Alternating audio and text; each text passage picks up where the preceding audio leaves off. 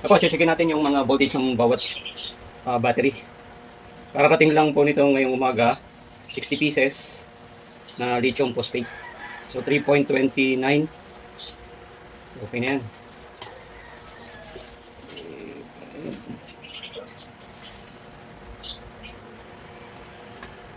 Three point.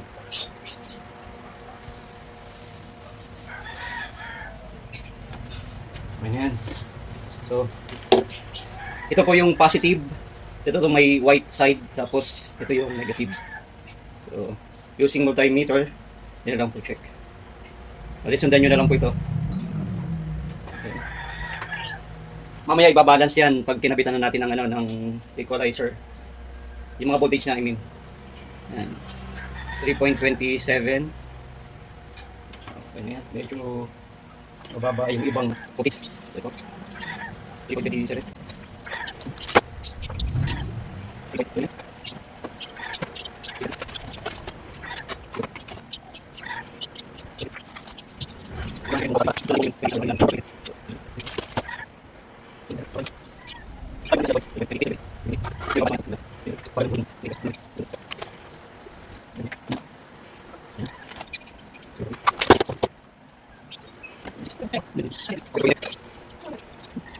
Yung set ng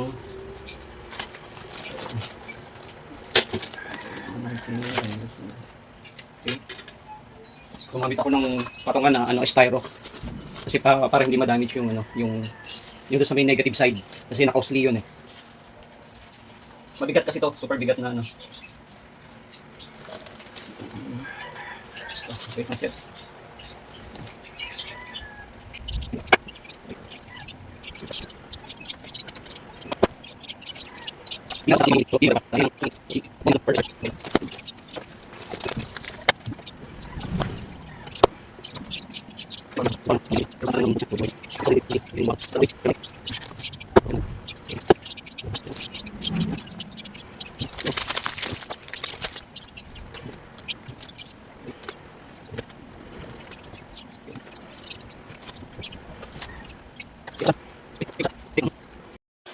Okay, tara. Simulan na natin buuin yung battery bank ko. Bali, magsiset up ako or bubuo ng 180 AH capacity na battery bank para sa solar. So, bali 120 pieces to. 4S, that means apat na series. Apat na series. So, ang isang parallel, binubuo ng isang set na ganito. Kung nakikita nyo ito. Yan ang isang set ng parallel. Okay. Bali ano to, na lithium phosphate battery na 3.2 ang volts. Okay. Kailangan mo ng battery holder. Of course, battery. Tabbing wire, copper to. Yung BMS natin. Bali dali yung ginamit ko. Yung equalizer. So andito na rin BMS and equalizer. Mamaya makikita nyo kung paano ikakabit. So, sa battery holder, pakita ko lang, no? Wala kayong mabibili na na 6x5 na isang piraso lang. Ang mabibili nyo is ang maximum is 4x6. So kailangan nyo ng parang additional na 6 para maging 30 pieces 'yon. Kasi 30 pieces ang isang parallel setup eh. Okay? So ang gagawin nyo lang, binubulang naman yan tulad nito. Yan.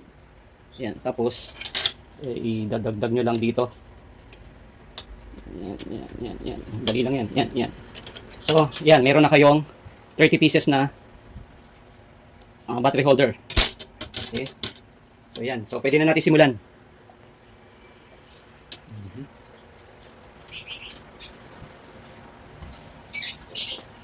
So, ito yung binuo ko na. Okay, gagawin ko lang patungan. Patungan yung ito. So, bali ito na yan. Hindi ko na tatanggalin. Ito na yung isang set. Kabit muna to.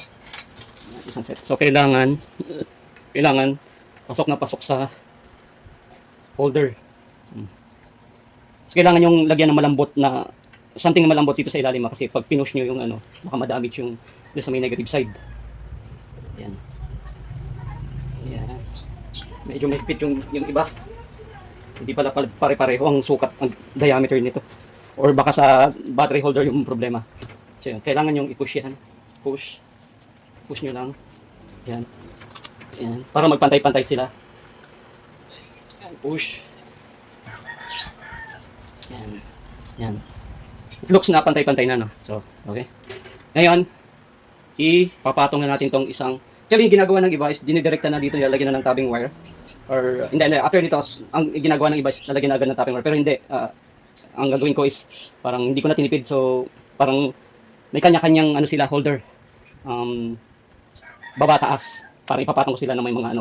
Kaya kailangan dito ng madaming battery holder. So, yan. So, ito na yung first na sinasabi ko kanina na bali nakaparallel yan, 30 pieces na yan. So, isang cell na yan, isang cell. So, kailangan natin kasi bumuo ng 4S. Ng 4 series. So, lagyan na natin ng ito nga pala yung ginamit kong sabing ano. Pag bumili kayo isang ano, yan, isang rolyo. Bumili na ako madami. Tapos, ikakat nyo lang siya. Ikakat nyo lang siya. Parang katulad nito. Yan. Okay.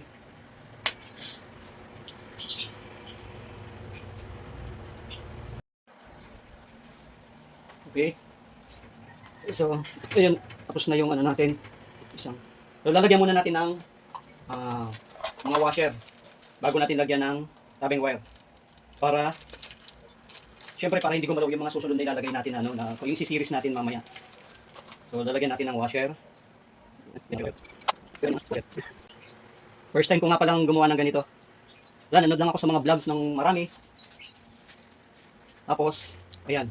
Nag-set up ako ng solar. Ayan.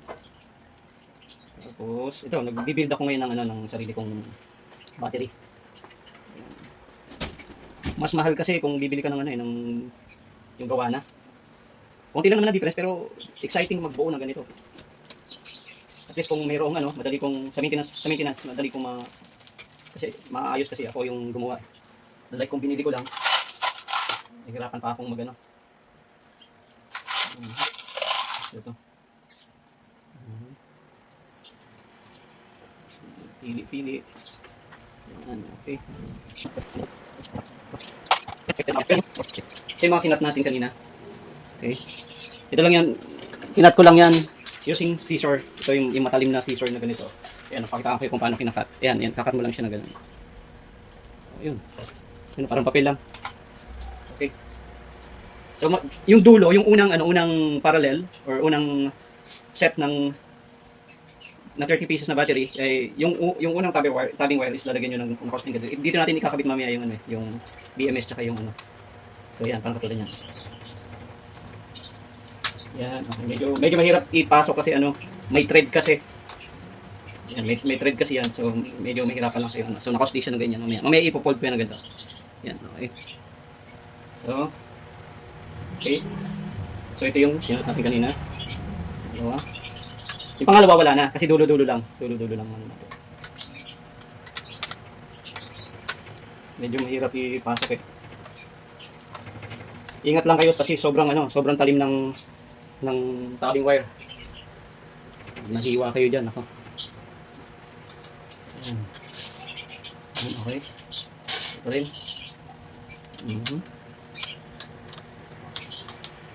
Okay.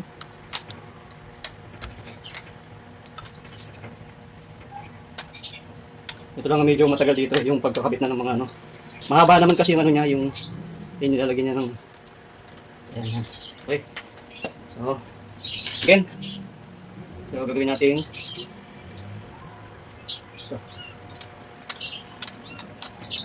Tingnan niya.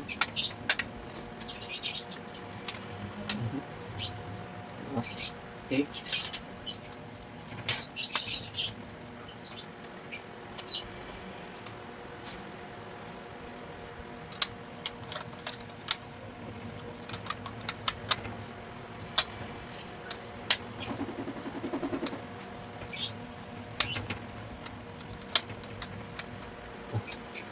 Okay na. So, yun na po yung isang set.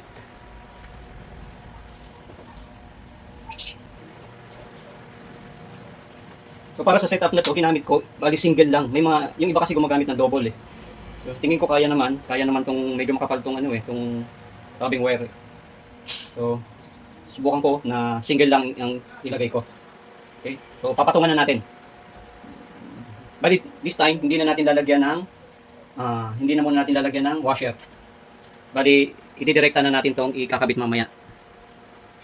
Okay. So, ayan. So, ito yung pangalawa. Lagyan natin. Tapos, ngayon, ikakabit na natin yung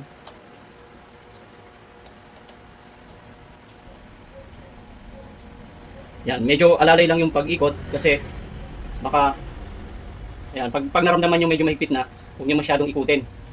Kasi madadamage yung ano. Okay? So, pangalawa. So, lagyan ko lang muna dito sa dulo para hindi gumagalaw eh. So,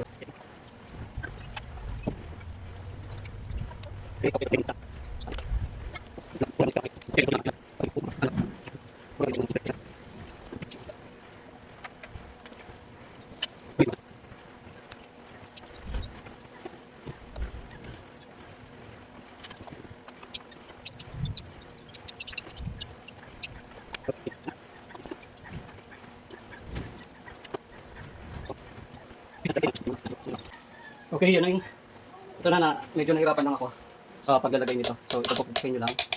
Be careful lang sa pagpupukpok. Baka tamaan yung thread. Okay? So, lalagay na tayo ng washer ulit. Washer.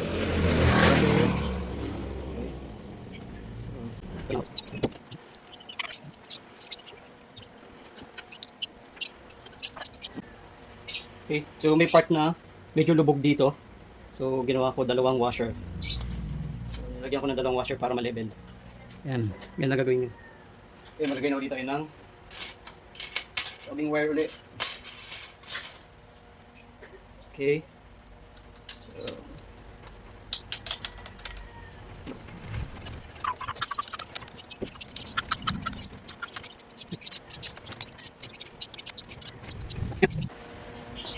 So, ito na yung isang set.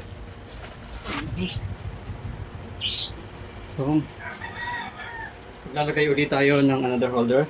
Tulad ng kanina. Bali, ano lang to, ulitin nyo lang yung ginawa kanina. Kung paano ginawa kanina, yun lang yun, pareho lang yun. Ayan.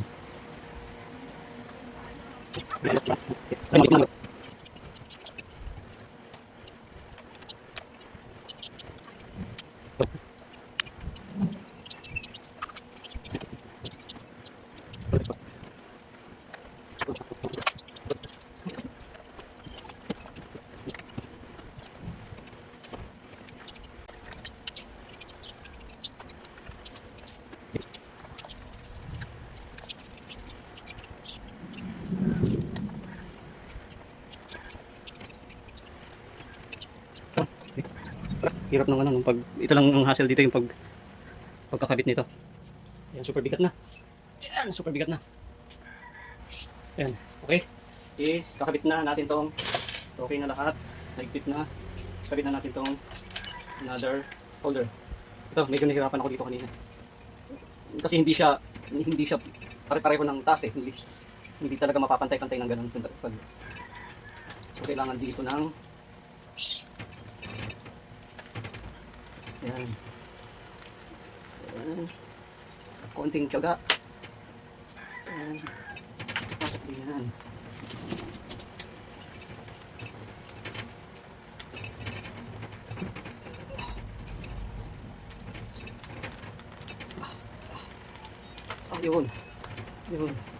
Yun. Okay, tapos pupukin nyo lang. Yan. Make sure hindi nyo tatamaan yung thread. Yan. So, kung mapasin nyo dito nakalubog, gagawin ko dyan, mamaya lalagyan ko ng dalawang washer para medyo pumantay. Okay. So, ready na uli para sa pang-apat. Ito na yung unang cell, pangalawang cell, pangatlong cell. Okay. Para mabuo natin yung 180 AH, kailangan natin lagyan pa ng isang cell. At since na yung BMS natin ay 4S, so kailangan 4 na cells yun. So, naka-series po siya. Okay, lagyan na natin yung sunod. Again, lagyan ulit natin ng mga washer. Ito, lagyan ulit natin ng washer. So, gawin ko itong dalawa. Yan, medyo nakalubog siya. Mapapansin nyo naman kung nakalubog or hindi. So, yan, meron. May pit kasi ang kapit eh. Again, tinry ko na isang copper or tabing copper wire ang ginamit ko. Iba kasi dalawa eh. Medyo malaki na kasi yung ano nito. So, try ko lang. Eh di pag gumusok, eh di binuli.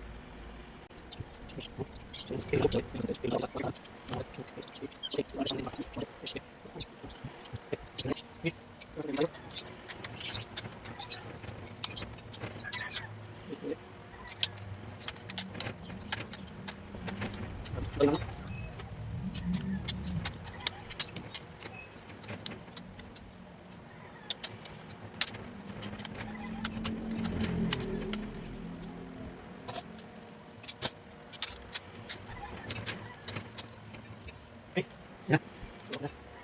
Yan yung sakot na to.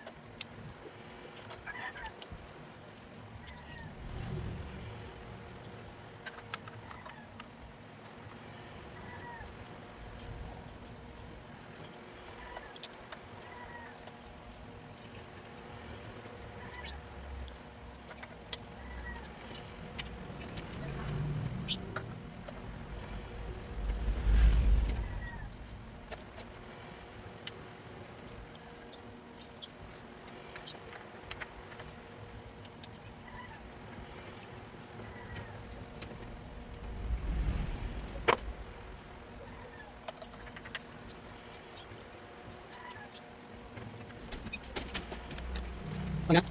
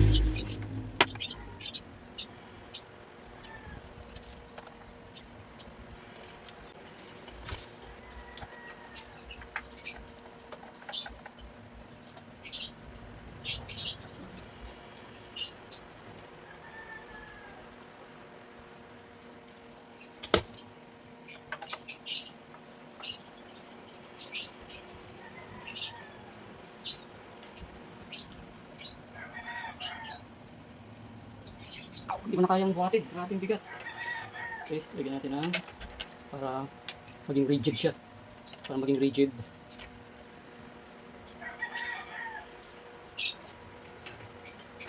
Lagyan natin ng kanina. Hindi ito magiging okay ko. Yan lang. Ayan. Ay, hirap pa. So, yun, medyo okay na. Medyo alam. Ayan. Okay. Ayan. Tapos, pok. Ingat lang. Pag mapokpok mo yung thread, sira ka. Hirap ka maging salpak. Okay. Na. Okay. Lagyan natin ngayon ng tabing wire. Okay.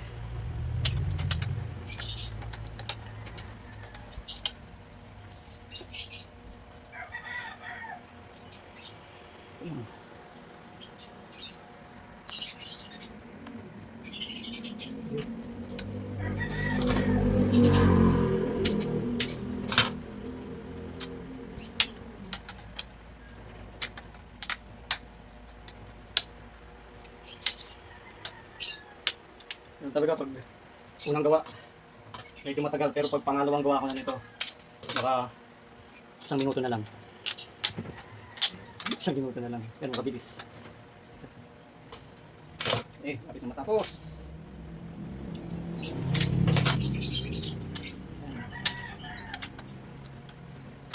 So this time,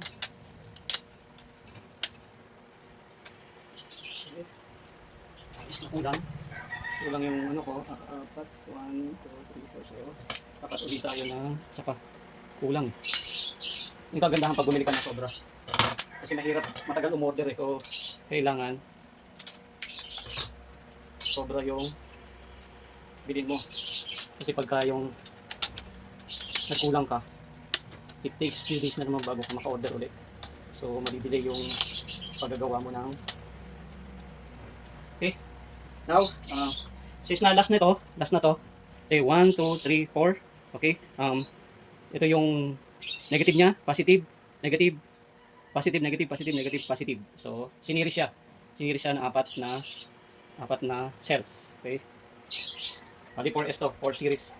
So, ito na, ilalagyan ko na ng cup. So, ito na yung nut na gagamitin. Kahit wala na siyang washer kasi pang lock na lang to. Yan. Kahit kamay lang, okay na. Hindi na kailangan ng special tool para mahigpitan siya. Kasi baka mamaya pag nasobrahan ng higpit. So, titest na natin to. Ay, yung kabila pa pala, lalagyan natin.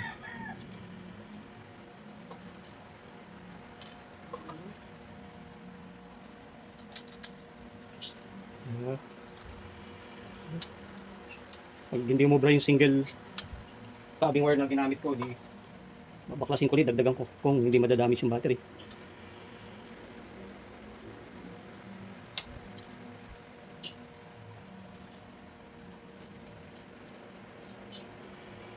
Pagkatapos ng setup na to, isasabihin ko sa inyo kung magkano ginastos ko para may idea kayo kung gusto nyong bumili na lang ng buo na or kayo gagawa.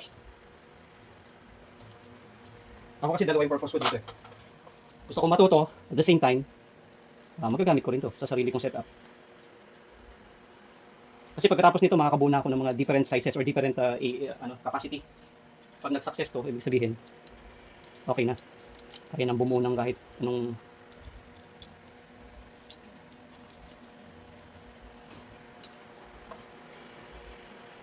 kayang-kaya nyo rin gumawa nito. Kaya lang, kailangan lang ng panahon. Kasi siyempre medyo matagal ang pag-set up. Ito nga, inabot na tayo ng halos 1 hour dito sa pag-ano nito.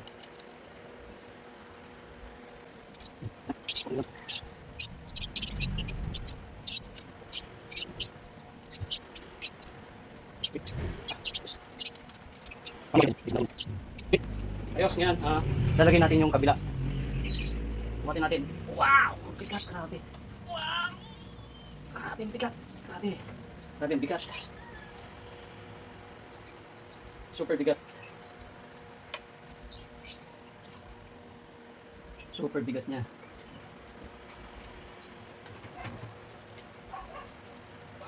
Okay, sandaan lang. Okay, ito yung ang gagawin dito. Okay. So, magkakatayo ng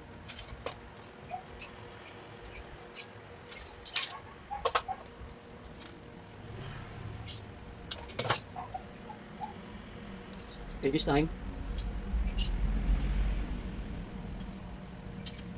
isa ibang gagamitin natin ngayon is yung ganito na. Ayan. Nakaangat na siya. Bali nakaangat siya, hindi na siya nakalapat sa kasi iba na yung okay. Yun na yung pinaka niya, yung screw. Ito yun o. Mamaya i-tataytad na lang natin siya ng screwdriver. Kasi kailangan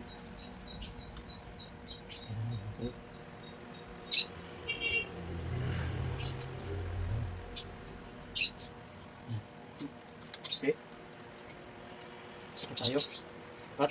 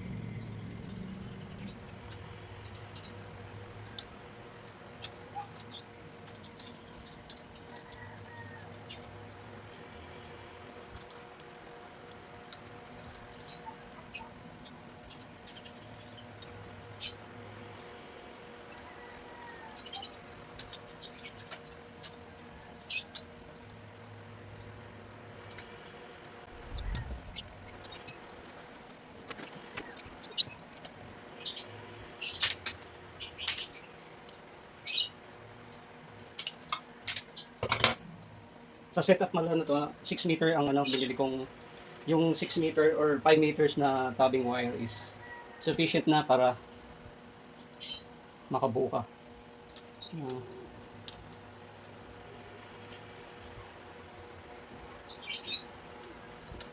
6 meter kasi ito in order ko, sumobra na. Sumobra na eh. Magagamit ko na to sa ibang